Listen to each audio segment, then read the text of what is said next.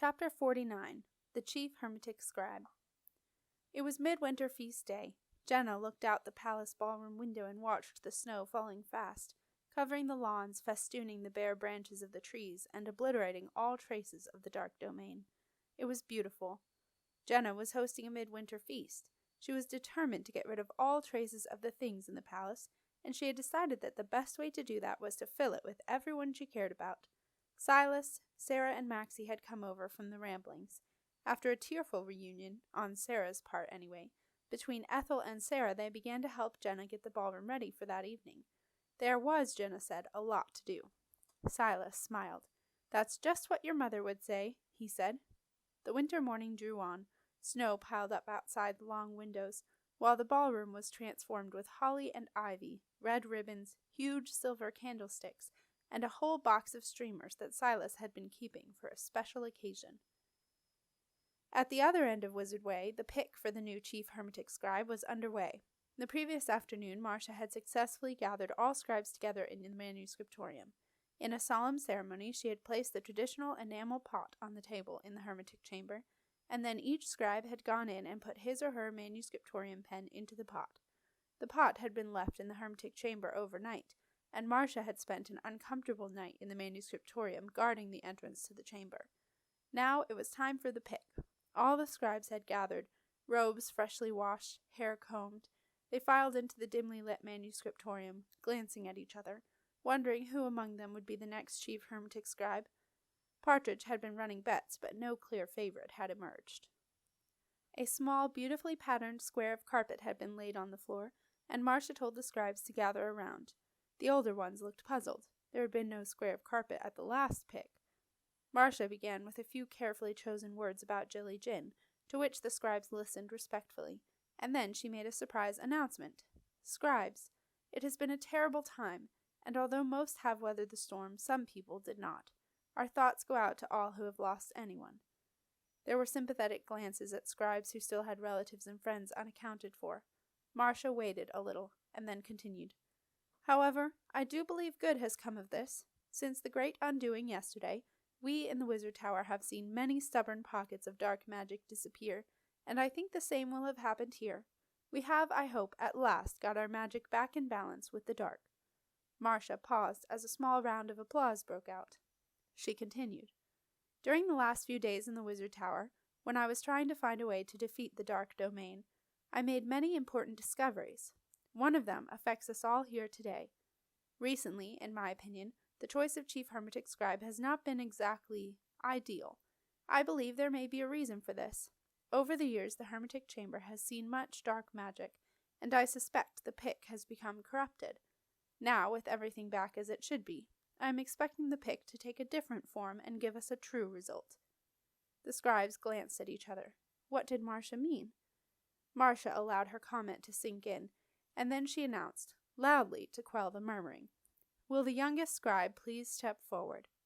Romilly Badger, blushing bright red, was pushed forward by Partridge and Foxy. "Go on," whispered Partridge. "You'll be fine. Really, you will."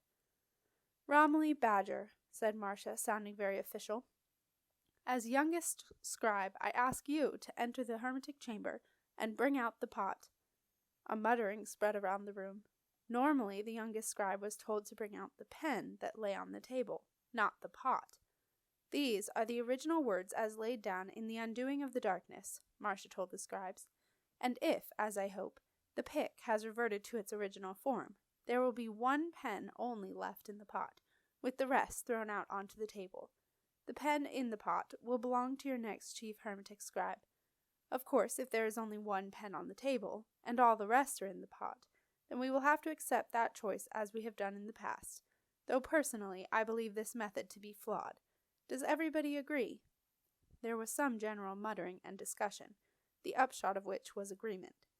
"So, Romilly," said Marcia, "if there is only one pen on the table, you will bring that out. But if there is a pile of pens, bring out the pot. Understand?" Romilly nodded. Marcia carried on with the prescribed words. "Romilly Badger, I ask you to do this, so that the new chief hermetic scribe may be lawfully and properly picked. Do you accept the task, yea or nay?" "Yea," whispered Romilly. "Then enter the chamber, scribe. Be true, and tarry not."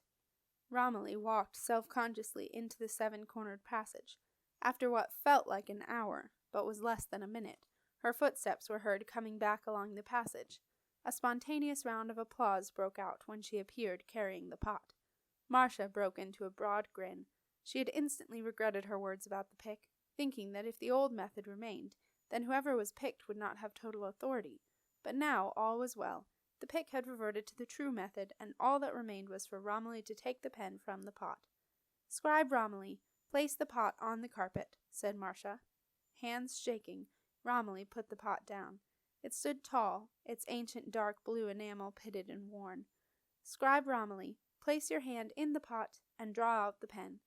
Romilly took a deep breath. She didn't want to put her hand in the pot. She could not get out of her head thoughts of large hairy spiders lurking inside, but she bravely reached into the cold, dark space. "How many pens are there?" Marcia whispered. "One," Romilly whispered back. Marcia felt relieved. The pot had worked. "Scribe Romilly, take out the pen and show it to the scribes." Romilly took out a beautiful black onyx pen with a swirling jade green inlay. "Scribe Romilly, read the name scribed upon the pen." Romilly peered at the pen. The convoluted swirls made it very difficult to tell what the name actually was. "A candle, someone, please," said Marcia. Partridge grabbed the candle and held it up, so that Romilly could read the letters. Foxy saw the pen clearly for the first time, and the blood drained from his face. The next moment there was a crash. Foxy had fainted. Marcia had a bad feeling. Foxy had recognized the pen. Surely the new chief hermetic scribe could not be Foxy. Surely not. Forgetting the formal language of the pick, Marcia said urgently, "Romilly, whose pen is it?" "It says—" Romilly squinted hard. "Oh, I see. It says Beetle." A loud cheer broke out from all the scribes. Foxy had a tiny room in a grubby part of the Ramblings, and he'd invited Beetle, summarily evicted from his room in Larry's Dead Languages, to sleep on his floor until he found somewhere to live. When Foxy burst in, red-faced from running all the way from the manuscriptorium, Beetle was busy scraping some burned soup off the bottom of the pan. He hadn't known it was possible to burn soup. There was more to cooking than he had realized. "Watcha, Foxo," he said, a little preoccupied. "So, who's the next boss, then?" "You!" yelled Foxy. "Barnaby, you?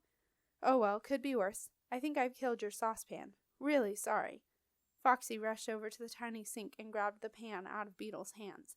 "No, you dingbat, it's you! You! Beetle, you are chief hermetic scribe." "Foxy, don't kid around," Beetle said, irritated. "Give me that pan. I was cleaning it." "Bother the stupid pan! Beetle, it is you. Your pen was picked. It was, Beetle, I swear it." Beetle stared at Foxy, pan scour dripping in his hand. "But it can't have been. How could it get into the pot?" "I put it in. Remember when you got fired and you wouldn't take your pen? Well, I kept it, and that's why I kept it. There are no rules to say you have to be a serving scribe to go into the pot. I looked it up specially. All that matters is your pen goes in, so that's what I did. I put it in." Beetle was dumbfounded. "But why?" "Because you deserve to be chief hermetic scribe. Because, Beat, you are the best, and because you saved the manuscriptorium. You risked your life to do that. Who else could be chief now? No one, Beat, that's who. No one but you." Beetle shook his head. Things like this did not happen. "Come on, Beat. Marcia sent me to fetch you for your induction. She's got the cryptic codex ready, and the seals of office. Everyone's waiting for you. Come on." Slowly, Beetle was beginning to believe Foxy. He was aware that he had just crossed over one of those rare watersheds. His life a few minutes ago bore no resemblance to his life now. It was a total turnaround. He felt stunned. "Beetle, are you all right?" Foxy was beginning to be concerned. Beetle nodded, and a wave of happiness suddenly washed over him. "Yeah, Foxo," he said. I am very all right." The big freeze came in fast. It was rare for it to begin on the midwinter feast day, but everyone in the castle welcomed the blanket of white, covering all traces of the dark domain, turning the castle into a magical place once more. Even those who had lost family and friends, and there were more than a few, welcomed it. The silence of the snow felt right. Walking to the palace that evening, Septimus met Simon going the same way. "Hi," Septimus said, a little awkwardly. No, Lucy? Simon smiled tentatively. She'll be along later, gone to collect her mom and dad. They're okay, but her mom's making a fuss. Ah.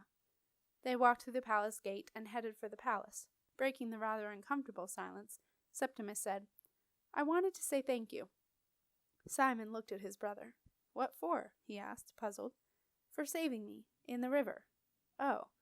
Oh, well, I owed you. Yeah, well, and I'm sorry I didn't listen about the paired code. Simon shrugged. Why should you? Stuff's happened. And I'm sorry too. Yeah, I know. Simon turned to Septimus. Quits? He asked, smiling. Quits. Septimus smiled back. Simon put his arm around his brother's shoulders, noticing that he was very nearly the same height, and together they made their way up to the palace, leaving behind them a trail of 2 pairs of footprints, breaking through the frosty covering that coated the blanket of snow. That night the palace ballroom was ablaze with light, and for the first time for many, many years, full of people. Even Milo, Jenna's father, was there, having arrived back from a voyage a little late for her birthday as ever. At either end of the table, at Jenna's insistence, sat Sarah and Silas. When they had first moved into the palace, Sarah and Silas had sometimes taken those seats as a joke, with Jenna perched uncomfortably somewhere in between. But now the long table between them was full of people, laughter, and conversation. At Sarah's end of the table sat Milo, his red and gold silk robes shimmering in the candlelight, while he regaled her with the details of his last voyage. Opposite Milo was the extraordinary wizard, who was naturally seated next to the chief hermetic scribe. Sarah had insisted that Jenna sit next to her father, but she made a point of talking mainly to Septimus, who was placed next to her, just across the table from Beetle. Septimus looked over at his friend, resplendent in his new robes, and saw how well they suited him. Already Beetle seemed at ease in the heavy dark blue silk, with the sleeves hemmed with gold, the colors echoing his admiral's jacket, which Septimus noticed he still wore underneath. Beetle had a glow of happiness about him that Septimus had never noticed before. It was good to see. A burst of ruckus laughter came from Silas's end of the table, where Nico was sitting with Rupert, Maggie, and Foxy. Nico was making seagull noises. Toward the middle of the table, Snorri and her mother sat quietly talking, while Uller lay guard beside them. Every now and then Snorri glanced disapprovingly at Nico. Nico did not seem to notice. Next to Septimus was Simon. Simon's attention was mainly taken up by Lucy, Gringe, and Mrs. Gringe, who were talking about the wedding, or rather listening to Lucy talking about it. Occasionally Simon glanced down to a small wooden box sitting on his lap and smiled, his green eyes, unclouded for the first time in 4 years, gleaming in the candlelight. Written on the box was the word sleuth. It was a thank you present from Marcia, and it meant more to Simon than any present he had ever received. Igor, with Matt and Marcus, and his new employee Marissa, were in deep conversation with Wolf Boy and Aunt Zelda. Jenna, who was sitting on the other side of Septimus, nudged him. Look at Wolf Boy. Without his long hair, don't you think he'd look just like Matt and Marcus? Matt and Marcus? From Gothic Grotto. Look. Almost identical. That is so weird. They sound the same too, you know. Do you know anything about Wolf Boy's family, Sep?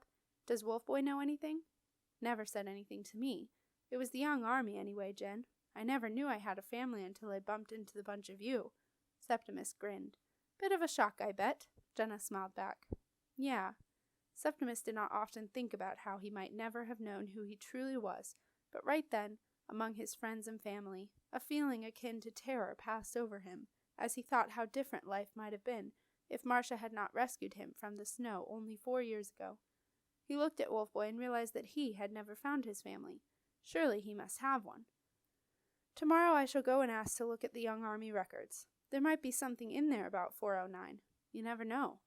Jenna smiled. She'd just remembered something. She took a small present out from her pocket.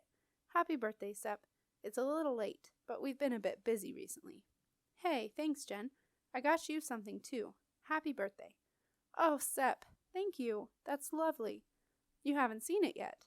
Jenna ripped open her present to reveal a very small and very pink crown encrusted with glass beads, sporting trailing ribbons and a pink fur trim. She burst out laughing. That is so silly, Sep. She put the crown on and tied its pink ribbons under her chin.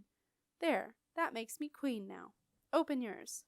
Septimus ripped open the red paper, and extracted the set of graggle teeth. "Brilliant, Jen!" He put them in, and the 2 yellowing canines slipped neatly over his lower lip. In the light of the candles, Septimus looked so realistic that when Marcia finally finished her conversation with Beetle and turned to Septimus to ask him something, she screamed.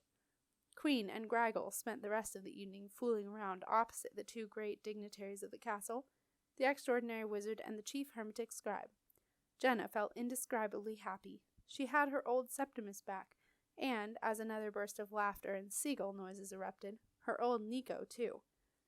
In the shadows, 2 ghosts looked on contentedly.